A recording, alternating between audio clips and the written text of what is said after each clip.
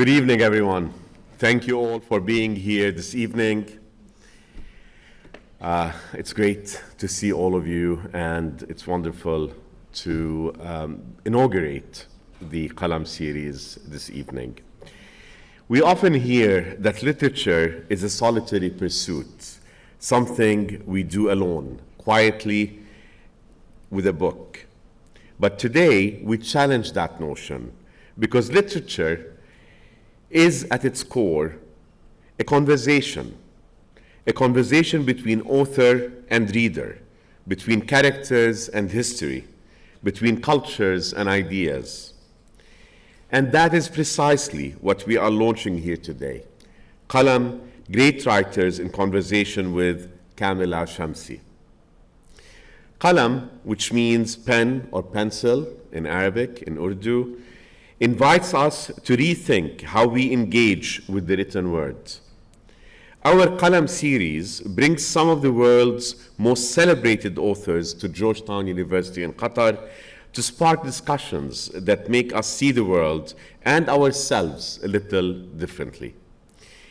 In an era where our attention is constantly pulled in different directions, this evening we pause and make space for stories and ideas only great writers can reveal. Leading us in this endeavor is Kamila Shamsie, our inaugural Writer-in-Residence. She's an accomplished novelist whose works, including Home Fire, have gained recognition for their thoughtful exploration of identity and the political tensions that shape our world. Kamila, thank you for being part of this series and contributing your leadership.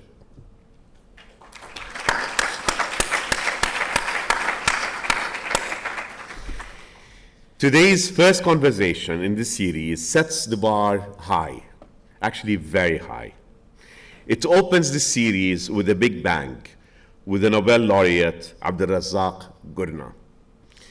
Abdulrazak was awarded the Nobel Prize for Literature in 2021 as recognition for his heartfelt and unflinching portrayal of the refugee experience and the ways individuals navigate the spaces between cultures and continents.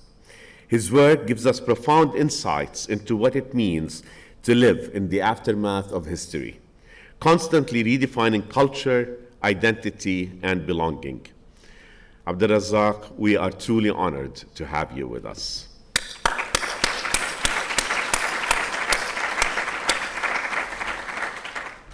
This is a truly rare, I would even say exceptional, opportunity to sit at the table, so to speak, with a Nobel laureate and listen in on what I know will be an incredible conversation.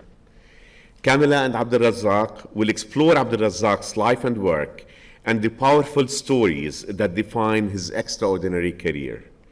I have no doubt that this discussion will spark more questions than it will attempt to answer, but isn't that, after all, the best part? These are exactly the kinds of exchanges that Qalam was designed to foster.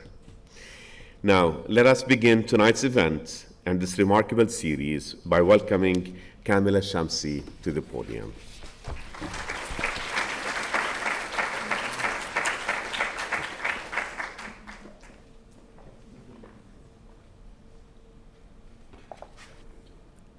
Thank you, Dean, for that very warm welcome.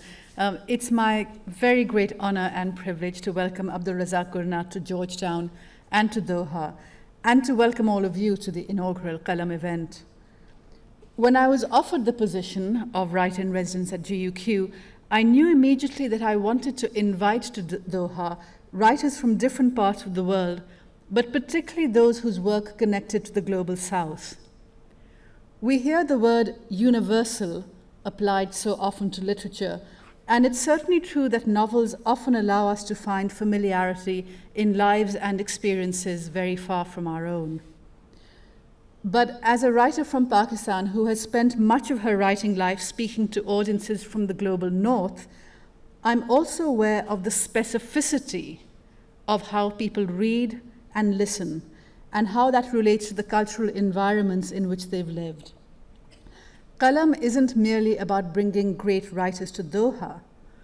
but also about bringing Doha to great writers.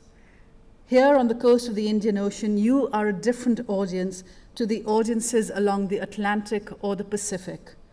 And it is my great hope and expectation that the writers who come to GUQ will find conversations happen just a little bit differently in this particular space. Of course, as soon as someone is given the opportunity to host an event series, the mind goes to the word wish list. At the very top of my wish list for Qalam was a writer whose work I've admired and for which I've been grateful for over 20 years. A writer commended by the Nobel Academy for his dedication to truth and his aversion to simplification. They are absolutely right about that. I don't so much agree with the next sentence in the Nobel citation. This can make him bleak and uncompromising at the same time as he follows the fates of individuals with great compassion and unbending commitment. Yes to the compassion, the commitment, the absence of compromise. But bleak is not a word I think of in relation to Abdulrazak Gurnah's writing. The novels do recognize how much bleakness there can be in the world, but they are not in themselves bleak. They are, however, frequently heartbreaking. There is always a moment in a Gurnah novel when, with no foreknowledge of what is about to happen, I burst into tears. I say with no foreknowledge because his writing style can seem restrained or subdued when actually, page by page, incrementally and powerfully, it is pulling you so deep into the lives of its characters that at some point it is inevitable your emotions will literally spill out of you. I strongly believe that a novel that breaks your heart can't really be bleak, because it is in some way believing in a reader's capacity for fellow feeling. It trusts that we care about lives that don't impinge on our own. That is the least bleak thing in the world.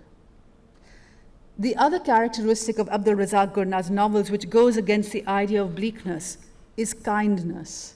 There are so many acts of kindness and generosity in all his work which arise from a basic sense of decency and goodness. And so it was absolutely right that in 2021, when COVID made the world feel particularly brutal, it was absolutely right that in this moment, the Swedish Academy very kindly reminded us that there is rightness and beauty and joy in the world. And they did so by announcing that the winner of the Nobel Prize for Literature was Abdulrazak Gurnah. Please join me in welcoming him to Doha.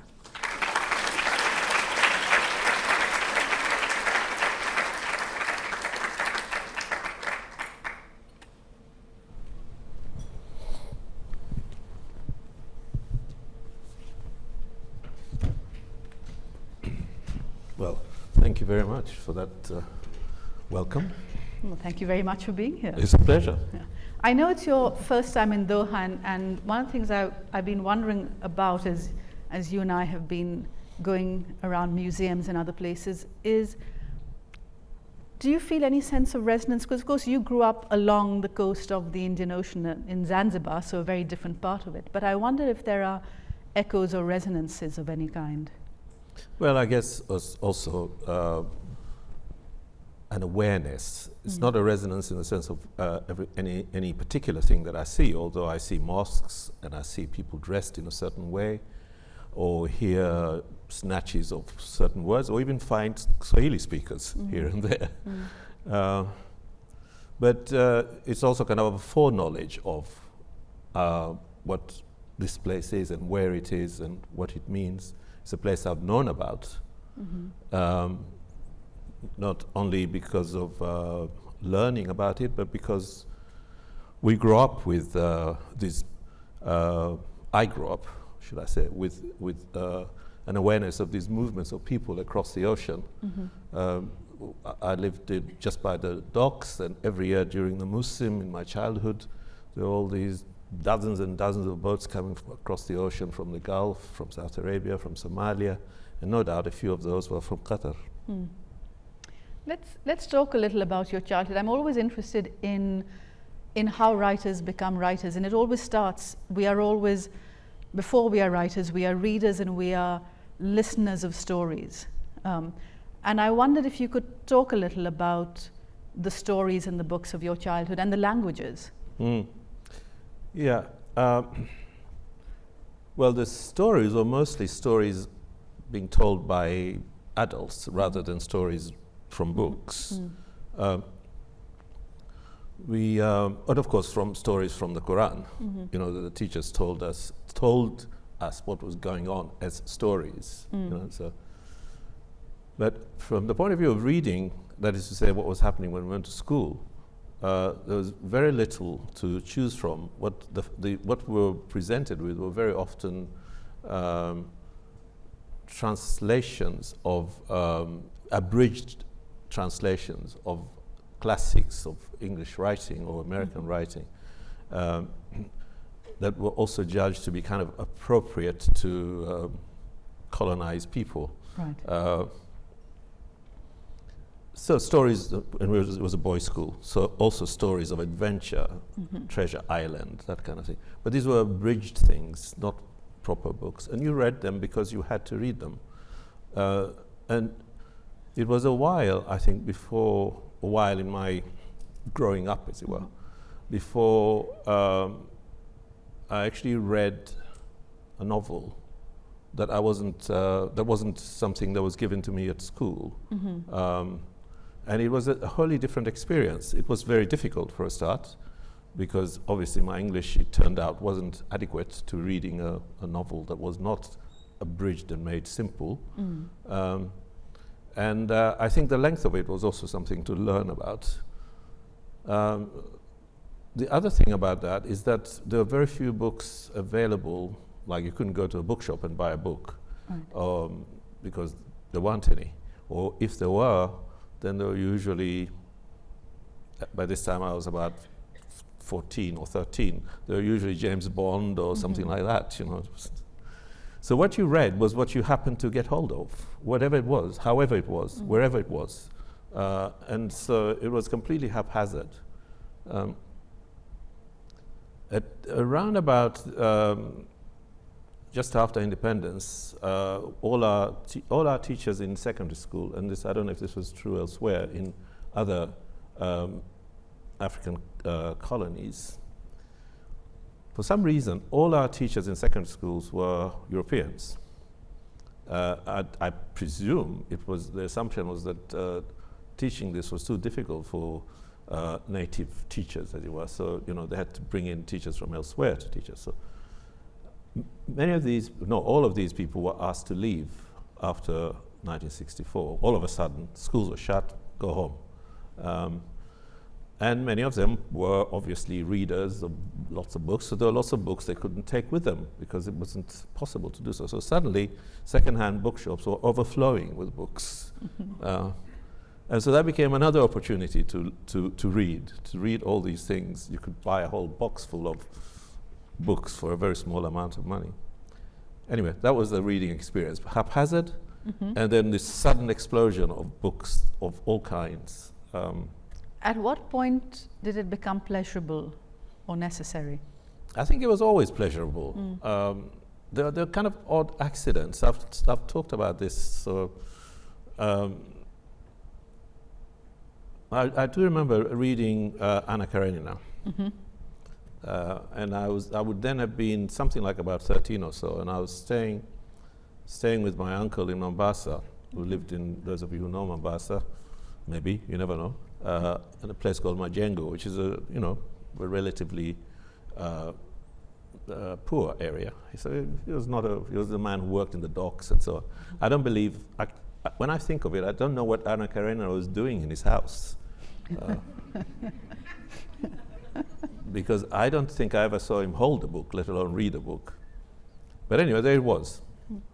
And but it was there. This is what I mean, really. Whatever is there, you read it. I didn't know who Anna Karenina was either, or what it was, or Leo Tolstoy or anything. It's just a book. And I read it, and I do remember reading it and crying and so on. And I couldn't possibly have understood everything that was going on. But that's how we read, I think. We just engaged with whatever it was. You got whatever you could out of it, even if you're not getting everything, but you got enough. And that I still think is what literature does, or writing does. That is not perhaps at my age, with my background of teaching and learning literature and so on, but that if you are just simply picking up a book and reading it about something that you don't know very much about and you don't fully understand, you still understand enough to be engaged. It is one of the pleasures of reading, or one of the things I think you learn from reading novels, is how to encounter the unfamiliar and just read around it. I mean, when I was growing up in Karachi reading Enid Blyton novels, and everyone was eating watercress sandwiches, and I thought this sounded, whatever it was, watercress was clearly wonderful. And then at some point you go to England and discover it's basically grass, and it's the most, and you realize actually this was much better when I didn't know what it was. That sometimes knowledge gets in the way of things. Sure. But you mentioned the revolution, and how one of the things it did is it made all these books suddenly be available, but it also had quite a strong impact on your life and the direction of. Well, yeah, I mean, it was a transformation, and it really was a revolution. It was a transformation. Population change, schools were shut for months on end, but most of all, I think, most of all was probably the population change. Many thousands of people were either frightened into leaving, or they left for their own reasons, for their safety, etc. There was a lot of panic anyway in many places in Africa at that time. Independence brought a huge panic, one way or another, even if it wasn't a revolution. But in particular in Zanzibar, because of the violence that accompanied the revolution. So one thing is that this where so many people were forced or decided to leave, and the state of terror, as it were. The government was out of control. If there was hardly even a government, and that went on for several years. The result was, for a long time, there was chaos. Things were not available. Schools were not working. They're still, on the whole, not working, I'm sorry to say, which is one of the saddest things of all, that it seems to me that priorities for any civil society should be health and education, and I don't think they are.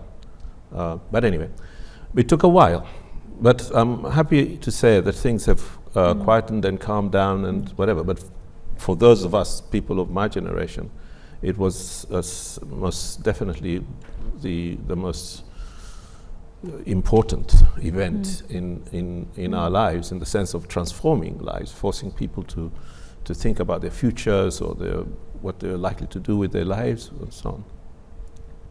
And you did end up leaving. So I left when I finished school, and the schools were shut. There were no, what do you want to go on studying for? No.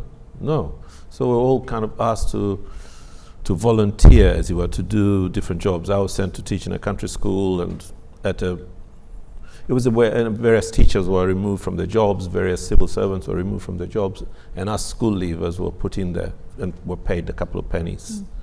And I thought, no, I don't want this. So I left. You left for England. I would have left for almost anywhere, but I left for England, yeah. Your books are full of leaving and arriving. And I wonder if you could read a little bit from Afterlives, which was your last book, and then we can talk a little about that and another novel that is sort of paired with it. Okay.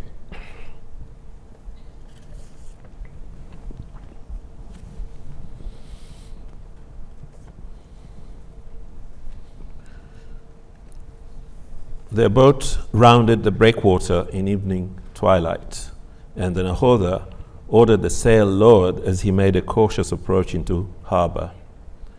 The tide was out, and he was not sure of the channels, he said. It was after the Kaskazi monsoon, and in the period before the winds and currents turned southeasterly. Heavy currents at that time of year sometimes shifted the channels. His boat was heavily laden, and he didn't want to get stuck on a sandbank or to hit something on the bottom.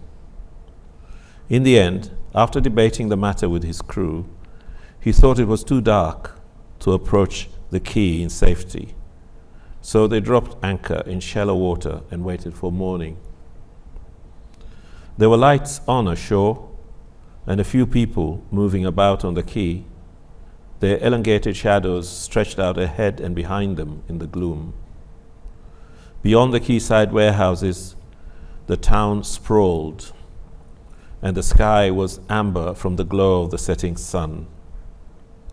Further to the right, the dimly lit shoreline road shaped away towards the headland, which after a while ran out to the darkness of the country. Hamza remembered that from the time before, how the road ran past the house where he lived, and how then it narrowed down to the tight aperture that opened out into the interior. Out to sea, the sky filled with stars, and a huge moon began to rise, illuminating the heaving water beyond the breakwater and the frothing crest of the reef in the distance. As the moon rose higher, it submerged the whole world in its unearthly glow, turning the warehouses and the quayside and the boats tied up alongside into insubstantial silhouettes of themselves. By then, the Nahodha and his 3 crew members had eaten their meager ration of rice and saltfish, which they shared with him, and settled themselves to rest, stretching out in a tight cluster on the sacks of millet and lentils which were their cargo.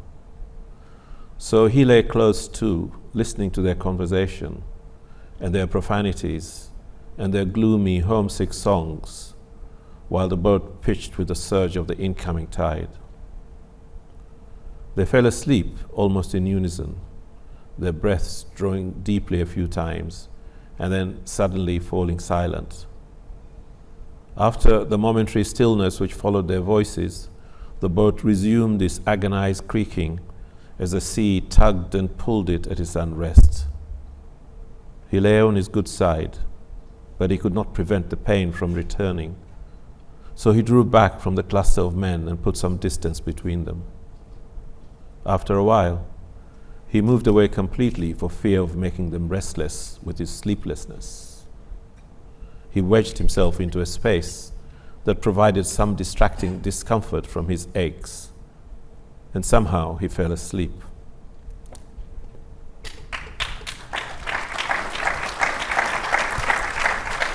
Thank you. This book was published in 2020, and in 1994, you had a novel called Paradise. And Paradise ends, I don't know how much you wish to reveal or not, but let's just say that Paradise ends with a character making a decision. And those of us who read Paradise might wonder, and what happened next? And then these decades later, you write Afterlives, in which you have characters who made the same decision, who may or may not be, their connection to Paradise is for us to work out. But I wondered if you could talk about these 2 novels and the space between them, and how one ends and then, all this while later you come back to the story. I always wanted to write about that historical episode of the war, the conflict, should I say, in our part of the world, in East Africa, between the British and the Germans. Mm-hmm. Partly because I used to hear about it as a child, it wasn't very far away, and partly because there were people who were involved, including members of my family, one member of my family, who had been conscripted as a carrier. So the war was something we knew something about. This is the First World War I'm talking about. So I was interested and wanted to write about it. When I started to write Paradise, that was what was in my mind. The final episode of Paradise, which is one you alluded to, which is actually, I don't mind telling you, which is a recruiting drive. The war is just coming, as it were. The war is about to happen, and the German army, the Schutztruppe, recruiting for the war. That episode was the first thing I wrote when I was writing Paradise. So the end of the novel was the first. What is actually the last? Yeah, the last 2 or 3 pages were the first thing that I wrote. I was actually in the middle of writing another book at the time, so this was something I wrote in my notebook. I was writing Dottie, which was my third novel. In the meantime, other things were going on, as they usually do in life, and I traveled. I had a period of traveling in our part of the world. By then, I was teaching at University of Kent, and I had research leave. So I had another idea altogether I was going to write about, but traveling through this terrain, as it were. When I got back and I was going to start writing this, I found myself starting to write what became Paradise, because the experience of going through all these places and speaking to so many people and whatever brought everything back so much and so I was going to write about the war. But in fact, I ended up writing up to the point when the war begins. That's where the novel ends, so the war is about to begin, because I wrote about other things altogether. So I guess it always was at the back of my mind that, actually I think it's because I didn't really know enough to write that story about the war. But then I went on, did other things, wrote other books, taught, and so on. But I was slowly and gradually discovering a great deal more reading and thinking about it. Then I retired from teaching in 2017. I thought, right, I'm going to write that book now. So you're right that it is to say, what would have happened to somebody like Yusuf, who's the central figure, as it were, the main figure in Paradise? What would have happened to somebody like him? Not necessarily a kind of sequel to Paradise, exactly, but there must have been more than one who did what he did, which is basically, why would anybody become a mercenary? Which is what the colonial armies, both the German colonial armies and the British colonial armies, the Portuguese colonial armies, the French colonial armies, the Belgian colonial armies, were all mercenary armies. All of them recruited Africans to fight other Africans. Why would somebody do that? Which is kind of the question really that occupied me in thinking about Afterlives. So this is why I'm saying the figure Yusuf in Paradise would not have been the only one who one would have asked such a question about. We know why Yusuf did it, but why would people do that in their hundreds? When you grew up, were these figures were they quite reviled for having joined, or was there just a sort of confusion, or was there any kind of consensus on how to think about these people? No, they weren't reviled at all. And this is not only true of our part of the world, but also it's true a lot of people from Nigeria, from Ghana, from Senegal, or whatever, in various, and indeed from the Congo, joined these various armies. And certainly they were not reviled in our part of the world, and I don't think they were reviled until a certain time. So it's a different awareness that now makes it seem like treachery to have done that. So what is interesting is, why did people do it? Because they clearly did not feel they were being treacherous when they did it, except those who were conscripted or forced into it.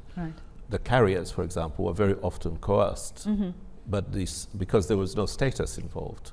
Whereas to be a soldier in, say, like the Schutztruppe or the KR, which is the British version, there was status involved. You had a lovely uniform, you had power, you had authority, you were a member of an administration, you were modern, and you were paid. And between 1994, when you wrote Paradise, and 2020, writing Afterlives, did your own view on how to think about them change, about the Africans who had joined the European armies? I think by then I was already thinking, they must have been out of their minds to do this, because we had grown up in the independence era, in the kind of decolonizing period. And so the idea of which side you should take is clear.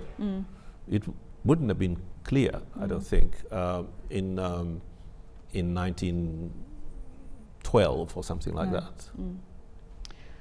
I wrote a sentence down while reading Afterlives, and now I don't know if it's actually whether I wrote it down because it's a line in the book, or whether it was a line that was provoked by the book. You can tell me which it was.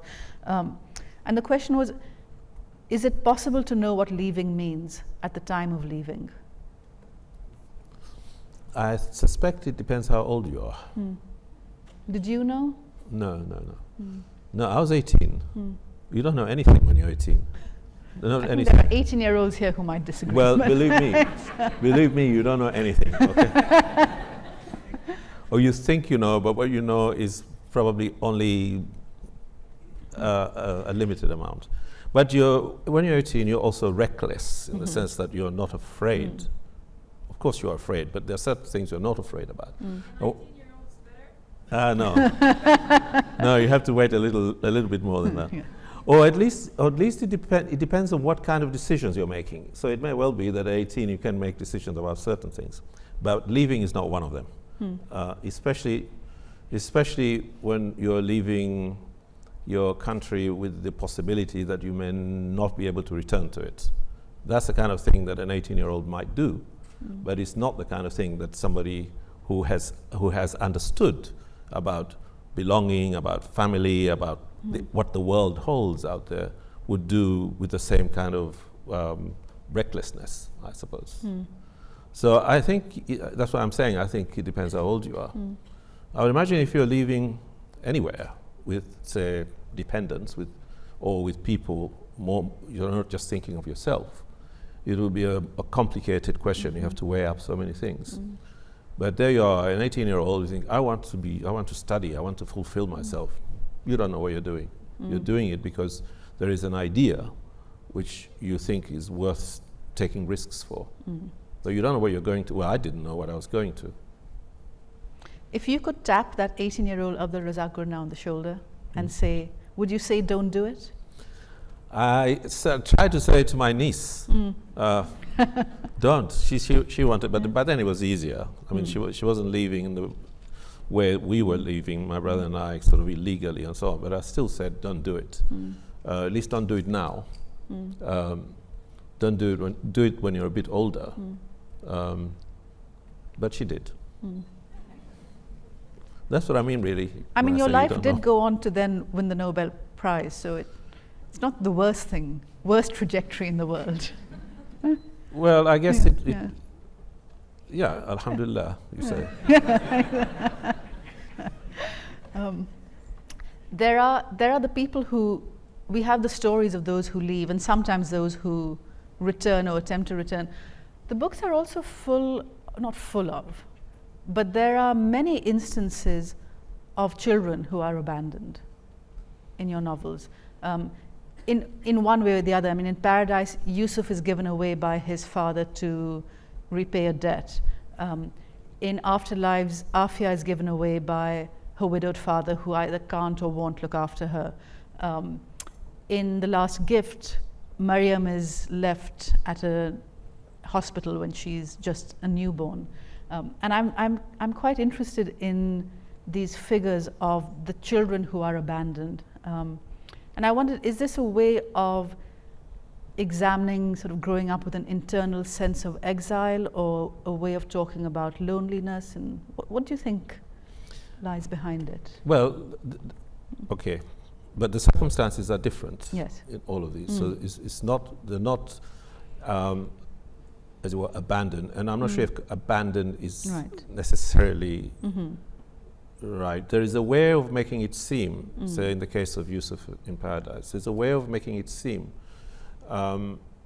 that this is a necessary thing and it's not final. We owe this man money and you go and work for him. He's not even told that, of course. But that's the understanding. As soon as we can repay him, you'll come back to live with us. So that's the kind of, and this is not unusual, not so much for money, but for the idea that you go and live with so-and-so because we can't afford to keep you. And then as soon as things improve, you'll come back. and often it doesn't happen. In the case of the abandoned child in The Last Gift, it's because it's an illegitimate child and with a well, we don't actually know the circumstances, but it's assumed that it's somebody who didn't want anything, the man, as it were, didn't want anything to do with this and was going home. He's a stranger, he's a foreigner. And that too would have been, I think, not a unique circumstance. That there were people who are in that situation. In all of these cases, I think I was interested in the child, not so in Afterlives. I was interested in the child as a kind of a mercantile product almost, a product that can be traded in some way or another. In certainly the case of Yusuf, become part of an exchange. I owe you money, keep my child as a way of reassuring you that I will repay you, because of course I'm not going to abandon my child. So the child becomes like a coin, as it were, in this exchange. And in the case of the Afia figure in Afterlives, I think it's also a way of saying that sometimes widowed fathers are irresponsible, and especially to the poor, and think, well, I've got to go and earn a living or something, I'll leave this one with a relative or with a friend or something like that. So it's an abandonment of a particular kind, rather than just saying, I'll just go away and leave this one in the house on her own, but I'm leaving you with people who will look after you. I'll be back.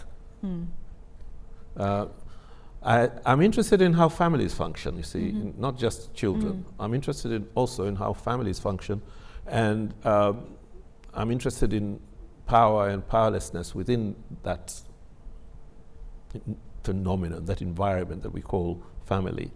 So I'm also interested in women in this respect, and how they are expected to function in these relationships, as much as I'm also interested in men and so on. So I mean, I don't think it's just children, although the presence of the neglected, shall we say, I would prefer that, yeah.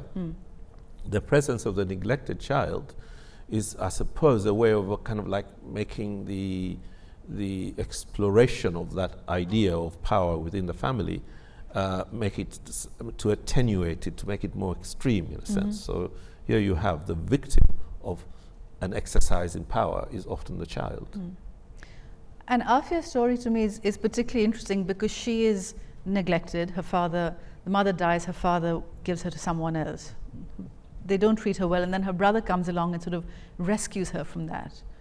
But then he leaves and sends her back to the family. And in her case, it's actually, very often it's sort of leaving home is this occasion for sadness. In her case, the going back is the occasion for sadness, isn't it? So it's not, it's that sometimes the worst thing can happen is you aren't allowed to stay away. Yeah, sure. I mean, again, in her case, and this is,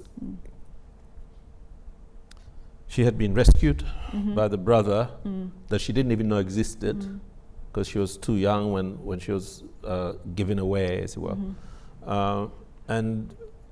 And during that year that she is with her brother, she speaks about it as the happiest, etc.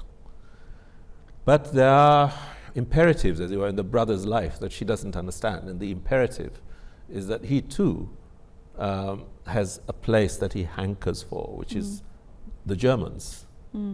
He was brought up, in a sense, by the Germans, and he wants to be part of the Germans, and so he wants to join up, and etc.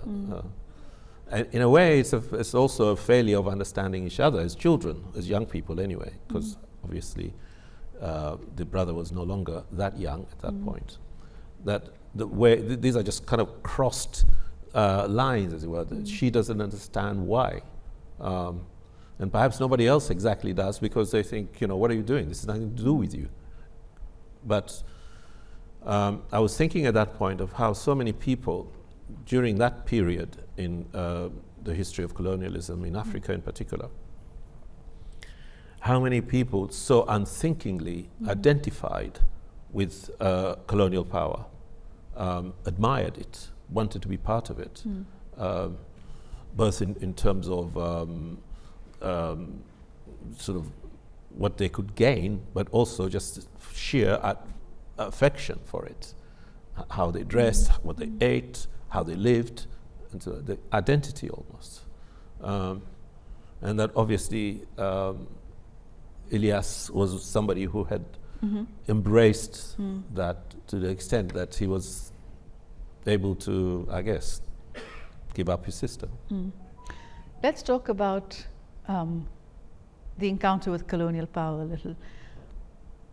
I've either read an interview or this might have been a conversation between us where you talked about going to England for the first time, and you had lived in a place where there certainly was violence around race and ethnicity, so it's not as though that was a new concept, but you speak about going to England and being shocked by the hatred or the dislike or the kind of racism that you were encountering. Could you expand on that a little?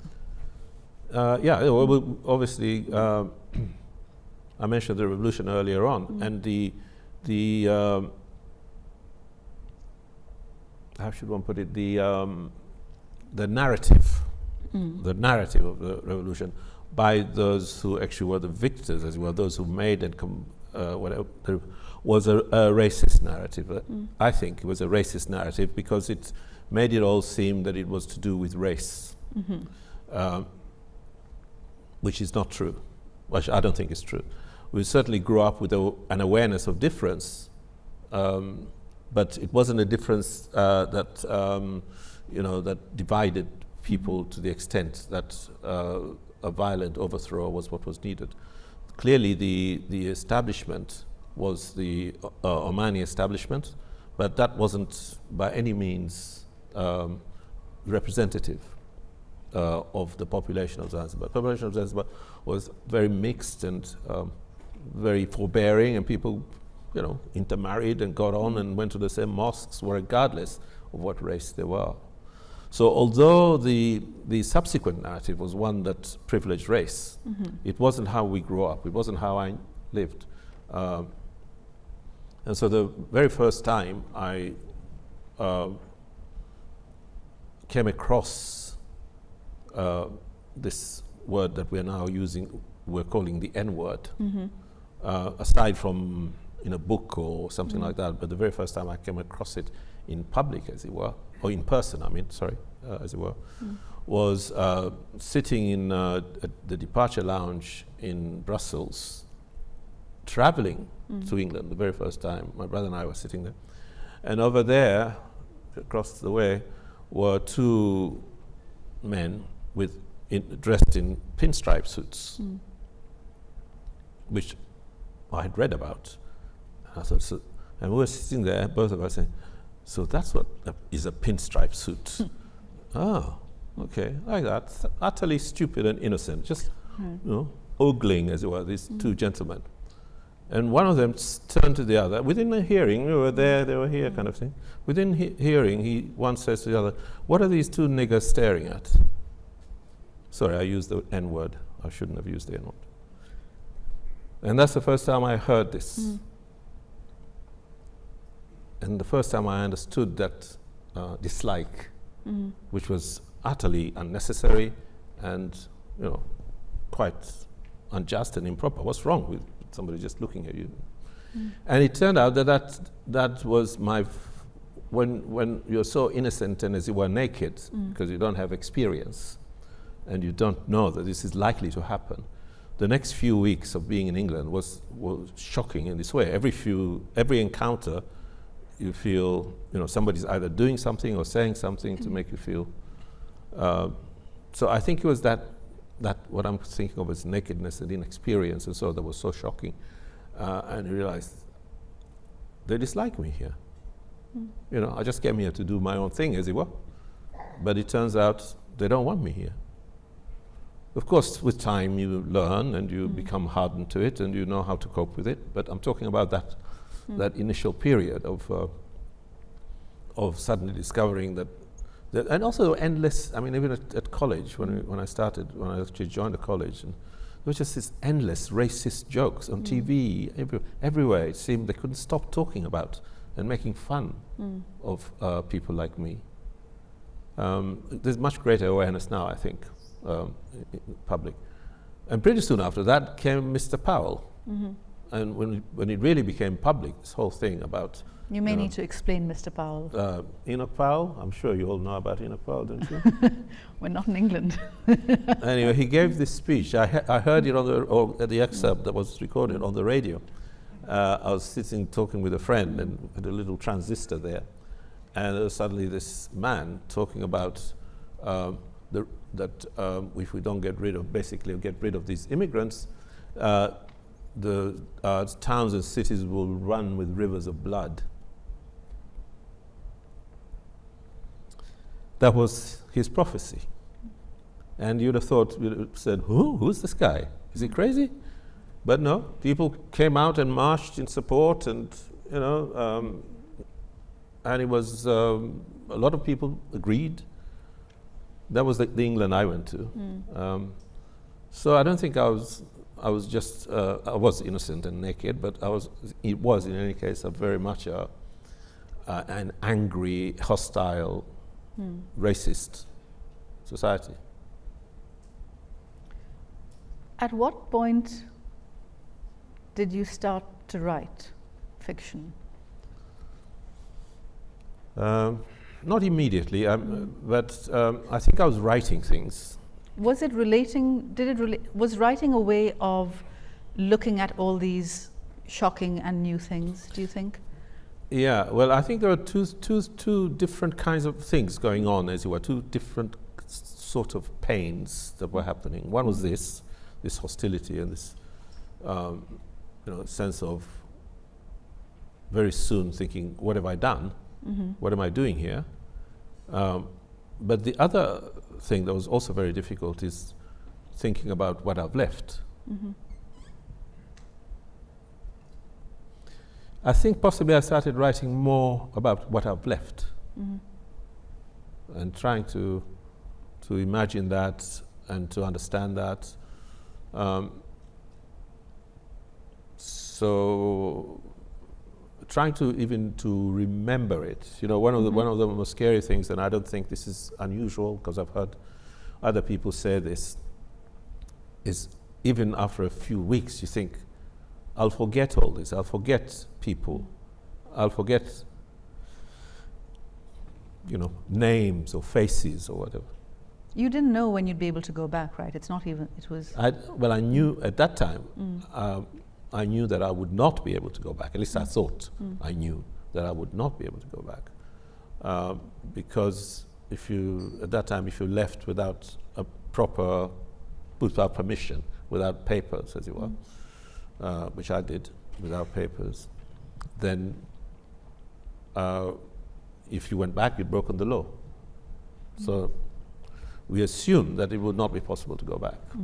That is my brother and I, and several other people who had left. So you think, what have I done? What am I going to do? So that's one thing. But also trying to as well keep the memory of those things, understanding them, but also trying to just keep them alive so that I didn't forget. So I think it was out of that sort of anxiety and unhappiness and trying to record and to also to understand, to disentangle things. Why were we like that? Why did such thing happen? Why were children treated like this? Why were that kind of thing? But you were writing about England as well quite early on, wasn't it? By your third novel? No, by the second novel I was writing. But it took a long time, to get that first book published. And by then, having got something out about that. The first one was Memory of Departure, of course, or what became Memory of Departure. After many years of rewriting.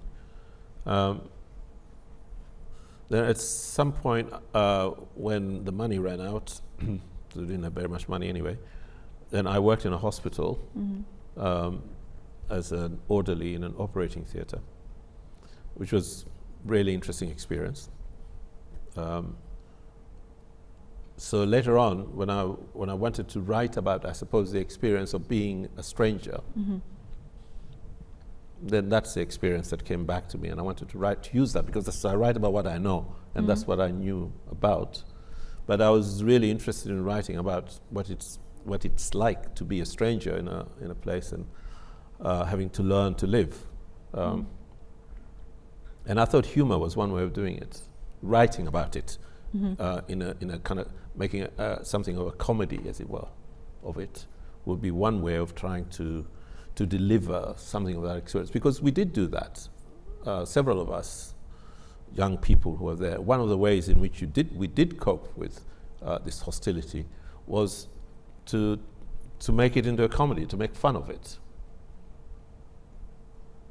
Do you think writing about Britain in any way changed your relationship to it?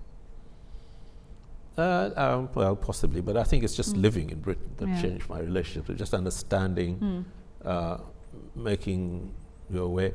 It wasn't, I have to say that it wasn't like it was all violence and hostility and hatred and so on. There was another side to it, even in the very early stages. There was a sense of adventure as well. Here I am, 18, in a strange place, completely new. How do I cope here? Things are different, and so on. So there was that sense of being in a place where you had to learn. And something else, nobody was telling me off for saying anything. Nobody was telling me off for how I dress or laughing at me for that reason. Maybe laughing at me for other reasons, but not for those kinds of a sense of freedom, in other words. So there were positives as well. How do you respond to the idea that your work is bleak? Do you think your work is bleak? No. In any case, I don't mind bleak. I like bleak. Okay. It depends what you mean by that, because if bleak means something like the opposite of sort of mindless optimism, in other words, a kind of realistic sense of what is the world we live in. We're surrounded by all kinds of injustices and dangers, and people being detained, bombed, killed, etc. Our world is bleak. So to write about that, how can you write about that happily, as it were? It has to be. And if you want to express our realities, it's going to be bleak. So this is what I mean when I say, yes, bleak tells me that this is not something that's trying to say to me everything is okay, because everything isn't. In your Nobel lecture, you start by talking about how writing has always given you pleasure. And I'm interested in where that pleasure comes from, because I think it does for everyone who chooses to write, that there is a deep sense of pleasure in it. But the relationship between that subject matter, the view of the world, that straight gaze at what is horrific, and yet pleasure. Can you talk a little about those two things? The pleasure is partly to do with that is not the end of the story as well as the pleasure of making. I mean, often if you think of, in many of my novels, there's usually somebody who makes things. A carpenter, a gardener. Often gardeners, many gardens. They love gardening, that's why. But so there are ways of coping, as it were, with this what I've described as, whatever, bleak, shall we say. There are ways of coping with it. This is how we live. We live with it. We live in this world, which is truly as it is. We find ways to do so. And one of the ways we do so is by, not only by making things, that's the pleasure in writing, say, or the pleasure in, I don't know, doing research or building a cabinet or gardening or whatever it might be. But also we are able to cope because of the generosity of others who support us. Well, and we support others, with kindness and company and sympathy. I could ask many more things, but I'm also conscious that there's an audience here. And I'm going to turn over to them for the question, but I'm going to ask you one question, and I apologize in advance if you ask this endlessly, but we all do want to know this. No, I know what it is. Yeah, go on. I know exactly how what the did you question is. find out about the Nobel Prize, and I how knew did it that feel? was coming. I will have to ask. You want to know, don't you?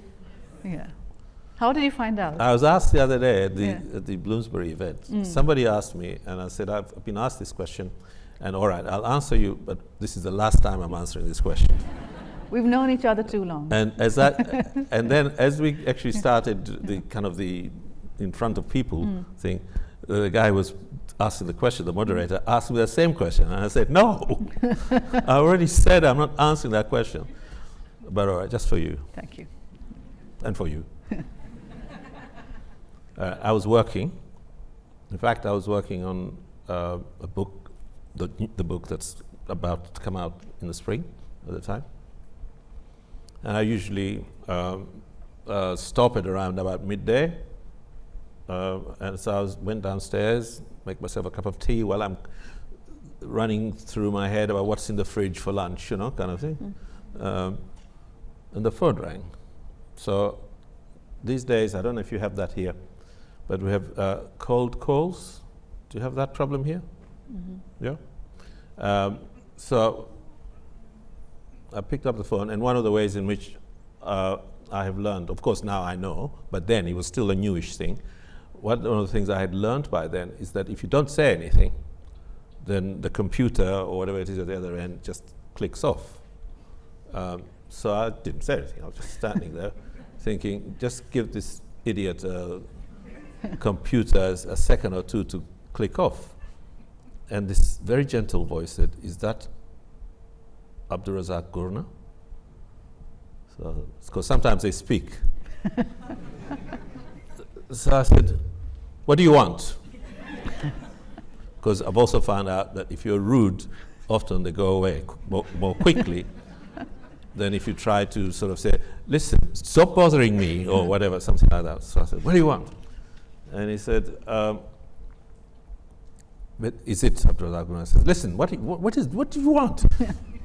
I said, I just wanted to tell you that you have been awarded the Nobel Prize in Literature. So I said, who are you? What are you up to? What are you talking about?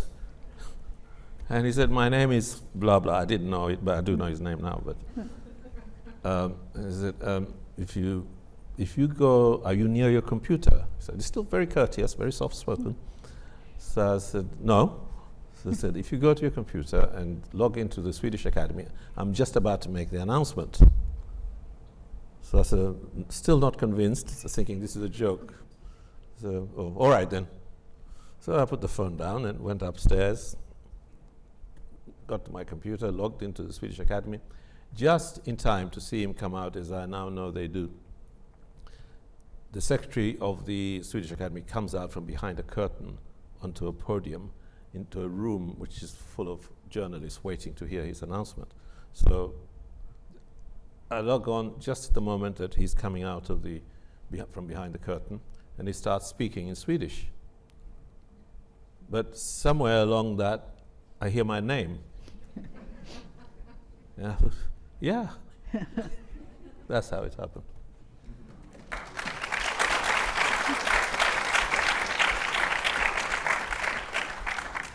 I would like to commend you on your excellent storytelling skills, even when you're sick of telling the story, which is a true mark.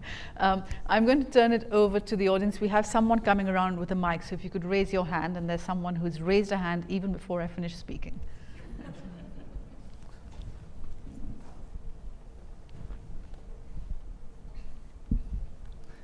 Hello, my name is Archie Killian. First of all, thank you so much for writing about bleak things, because sometimes it's important to turn the lens into those realities of life. I'm from Ukraine originally, but I live in Silicon Valley, and I wanted to ask you a question about these idiot computers that tend to speak better and better. because I'm an AI researcher, and currently my focus is actually researching and challenging the English-centric approach to building these machines. And we all know that it kind of resembles the colonialism in a way, because very soon these machines will be teaching our kids. The next generations will be told the stories and narratives and all of these things that are built by basically a group of people in Silicon Valley that think that, you know, the world is utopian and you can, you know, create one thing that teaches everyone one thing. So I wanted to ask you, what are your thoughts about these stories and narratives that are basically encoded into these idiot computers that will tend to teach the next generations of people, and how it will affect our society? Thank you. I really think you are in a better place to answer that question than me. So why don't you answer the question that you've just asked me? I don't know the answer to that question. Well, I think you have a very interesting perspective. Obviously, I'm biased, right, as everyone else, but so is the world. You know, we have different realities of the world, we have different narratives, and different cultures perceive the world differently. Even in terms of the language, you know, Silicon Valley in general thinks that language is an efficient tool for communication. But anyone who's multilingual will tell you that it's not just efficiency, it's how we perceive the world, how we treat each other. The stories and narratives are carried with that language. See, that sounds to me like an excellent answer to your question.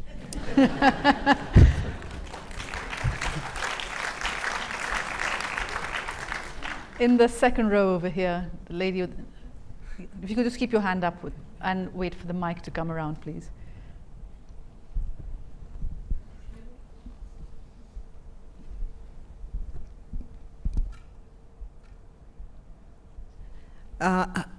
Hello, Mr. Abdulrazak Gurnah. My name is Ruqayya Mustafa Abu Sharaf. We are good email friends. I wanted, first of all, to thank you, because maybe this is your first visit to Doha, but you did talk to our students. And we had such a large gathering for people who read By the Sea and read Memories of Departure. My question is about the ethnic targeting that happened following 1964. And your really excellent intervention in saying that it wasn't merely about race. But what would you say to an Ismaili, Isna Ashiri, who wrote about an experience of some young girls, 11 to 12, who were forced to marry members of the Afro-Shirazi party, military council, not everybody. So what is it about the victims' narratives that seems to distort the transformation, as you put it, and not the revolution? Thank you. Okay, thank you, Ruqayya. Thank you. The event that Ruqayya was referring to, or Professor Ruqayya, I should say, was at some point around about 1968, no, 68, 60, no, 70, maybe, 70, was it? Okay, 70. Some Iranian, or ancestrally Iranian women were forced into marriage by actually members of the Revolutionary Council. Let me explain why they were there, first of all. It's no longer the case. There was a small community, a small Iranian community in Zanzibar, which who came there, who were asked to go there by the Ithnashiri community in Zanzibar as imams. As everybody knows, the best Shia imams come from Iran. So they were there to be imams. So it was a very small community in this way. And they, generally speaking, not entirely, but they, generally speaking, kept themselves as a community, lived in the same area, and so on and so forth. But not entirely, as I said, because the children went to the same schools as us. One of my best friends at school was part of that family. They played cricket with everybody, etc., etc., etc. But generally, also, they married between themselves, as well, between the different, this small community. This was part of a drive. It wasn't just the Iranian girls, as it were, or women who were treated in this way. This was a drive, out of the blue. The leaders of the government, which was completely out of hand and out of control, as a government, I mean, said, we can't have this kind of thing. Okay, so we're going to actually require, it's going to be a forced miscegenation, as it were. We're going to require the daughters of all of these people to marry, It was just a bit of lust. So most of these were elderly men who forced people. My own father was actually summoned to the party headquarters and told, we have heard you have a daughter who is not married. That kind of thing. So it was really just persecution. But they particularly targeted these daughters of the Iranian community and forced them into marriage. Somehow or the other, I can't remember all the details now, because I was actually out of the country at that point. And I heard many of these stories from that very friend that I mentioned, who was a brother of these sisters. Somehow or the other, I think 3 or maybe 2 of the sisters managed to escape, or they were helped to escape by their relatives. One refused. By then, she had a child with this man that she was forced to marry. So she refused to leave for whatever reason, presumably because of the child, I don't know. This was one of the worst incidents of what I was speaking of earlier as the kind of the state of terror. Of course, people were killed as well, but in terms of intimate acts of terror, this was one of the worst. I don't know if that answers the question you asked. At the back, there are several hands going up. If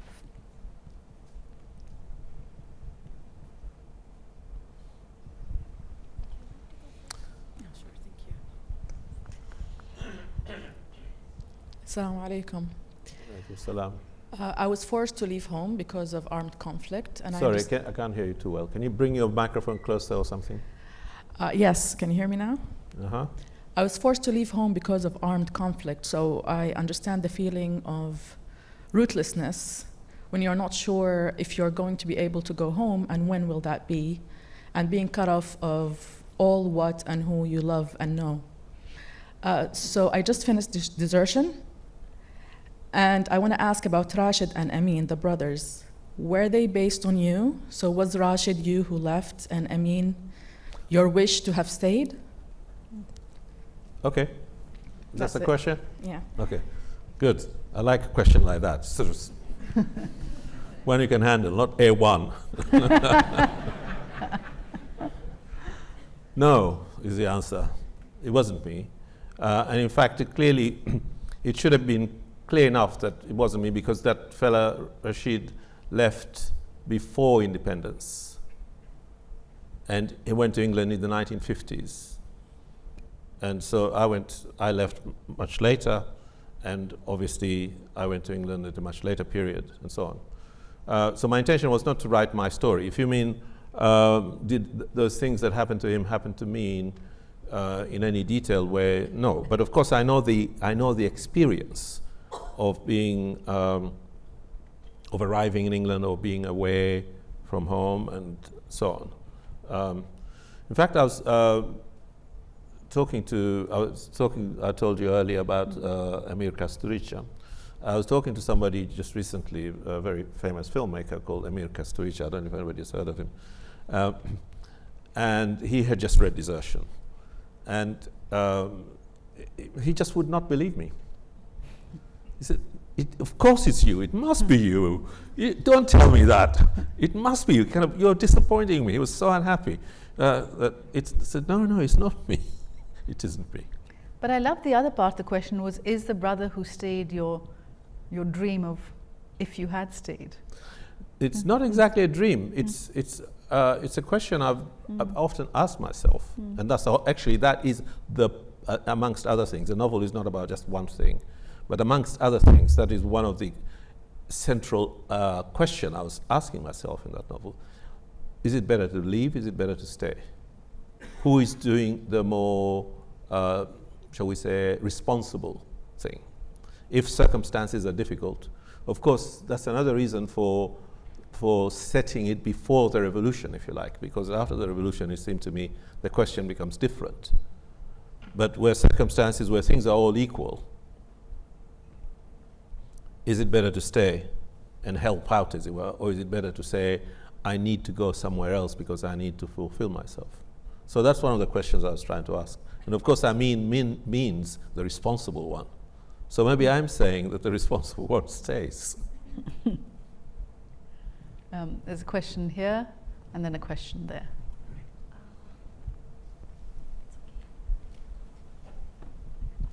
Hello, I'm Azza. I couldn't help but notice that you are a light-skinned African.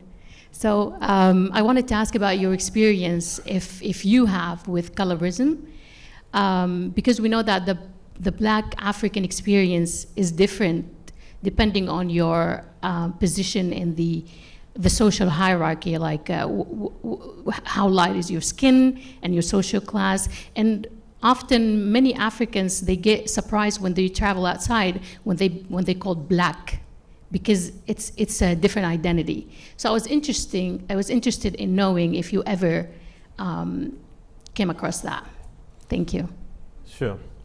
Have you ever traveled in our part of the world? Yes. Okay. And you're still asking me that question? You remember I said something about my uncle who lived in Majengo, where I read Anna Karenina. He probably is one of the blackest person I have ever met in terms of his complexion, as it were. And sometimes he used to say, people of our jinsi, I'm sure if you speak Arabic you'll know what that means, are like this and are like that. I think, what does he mean? You know, he's not thinking anything about colorisms or anything like that. He's thinking about not race, but about ancestry in a way. Who are my parents, or who are my grandparents? Who am I related to? And that's how people, I think, in our part of the world think, rather than very often the idea of race was introduced by, I think, by either outsiders who had come to live with us, or alternatively by those who were among us who wanted to somehow or the other keep themselves pure or something like that, and therefore did not want to dilute or pollute their sense of themselves. But even, I mentioned earlier about the way the Omani community were the elite, but maybe the Omani women did not mix with other people, but the Omani men didn't mind at all, and produced dozens of outcomes, as it were, who were quite discolored, including Sultan Qaboos. So I don't think it's a question that works in the same way along the coast of East Africa as it does, let's say, in the interior of Africa, even in East Africa, or in West Africa or elsewhere. These questions about blackness and Africanness are complicated. What do you do with a Somali? Or what do you do with a Sudanese, etc., you know? There's one over here. Thank you for being here in Doha. My name is Anas. I'm a filmmaker from Syria. I'm sorry I'm going back to this Nobel episode. In 1964, Jean-Paul Sartre received a call, like you did, from the Institute to receive the Nobel Prize for Les Mots, the words, his autobiographical I can't book. hear you too well, actually. Maybe you're Sorry, holding Jean-Paul Sartre in 1964 received the Nobel Prize for Literature, like you did, and he refused to get Sartre, it. okay, Sartre, Jean-Paul Sartre. And and they called him again, and they said, we need to give you this, please accept it. And he said, no, you can give it to André Malraux, another French writer, of course, at the time Minister of Culture in France, French government. And he said, give it to Malraux, he's been asking for it for years. And I've heard this story many, many years ago when I was much younger, and now I have the opportunity to ask another Nobel person for literature who received the Nobel Prize. What do you think about this story? Thank you. Yeah, well, that's fine that he refused it. I'm not sure exactly why. I assume it would be to say that I don't want this dirty money. Or something of that kind. I can't imagine that it would be to say I don't want the sort of recognition, as it were. After all, the greatest thing about what the Nobel Prize has become is that it suggests that your work is something that the Swedish Academy wish to recognize as accomplished or whatever it might be. I'll tell you another part of that story that you clearly have not yet heard, but which I was told by somebody, the secretary of the Swedish Academy, is that a few years later, Sartre got in touch with the Swedish Academy and said, but can I still have the money? Well, that's what they told me. And they said no, because you didn't take the prize. We're going to have time for possibly just one question. The gentleman in the white shirt who's waving his hand, yes. Assalamu alaikum. I'm Opiowere from Kenya. Habari yako? Habari salama. Uko salama? Santi. So my question is this. In your novel Paradise, you talk more about use of slavery. What can you say about the effects of modern-day slavery and neo-colonization, especially from people coming from Africa, and mechanisms of using literature to alleviate such social ills? Thank you. I'm sorry, did you hear that? No, I'm sorry, the sound's quite bad, so could it's booming a little bit. Maybe you have the microphone too close. Okay. In your novel Paradise, you talk more about use of slavery. Okay. What can you say about the effects of modern-day slavery and neo-colonization, especially from people coming, especially of people coming from Africa, and mechanism of using literature to alleviate such social ills? Right, modern slavery, and people. You mean like people who are asylum seekers or refugees or something like that? Yes, asylum seekers, people especially from the global south who have come to these quote-unquote developed countries to seek for... Okay, I got it. Yeah.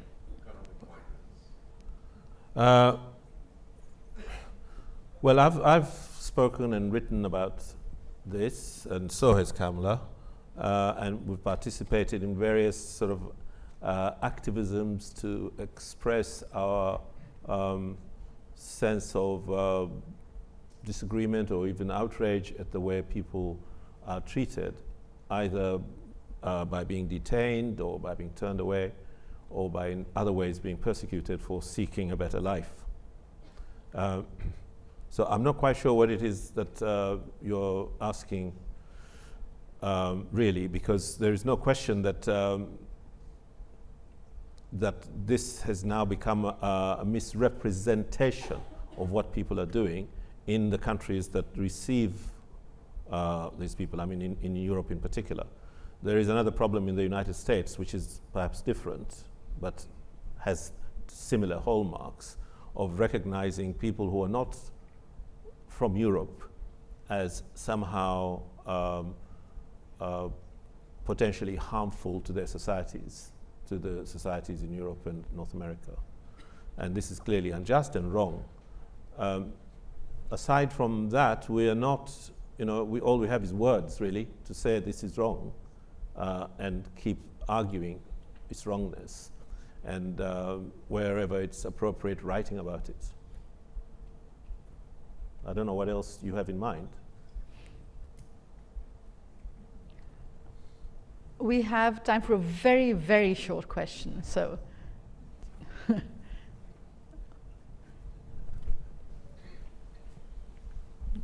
Kamila Shamsie mentioned the notion of truth. My question is very simple. What does truth mean to you? what does truth mean to you? I think it's your question. No, no, absolutely not. Wait, these are your last words here, so you have to make it count. What does truth mean to you? It's what you believe. Truth is not some kind of absolute thing. You do your best, of course, to try and speak as you see or as you understand things. To claim, but this is true, is only a form, as a manner of speaking.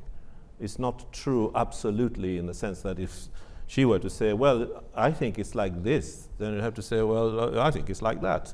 But it's true because this is how I see things, and I speak with as much sort of openness, as it were, as I can about that. So I don't think I would say I speak the truth. I try to speak truthfully, I would say, which is a different thing. In other words, I try to speak as I understand things, rather than trying to fake what I understand, so that I'm saying something to please you. I think it's a fine note to end on. Thank you.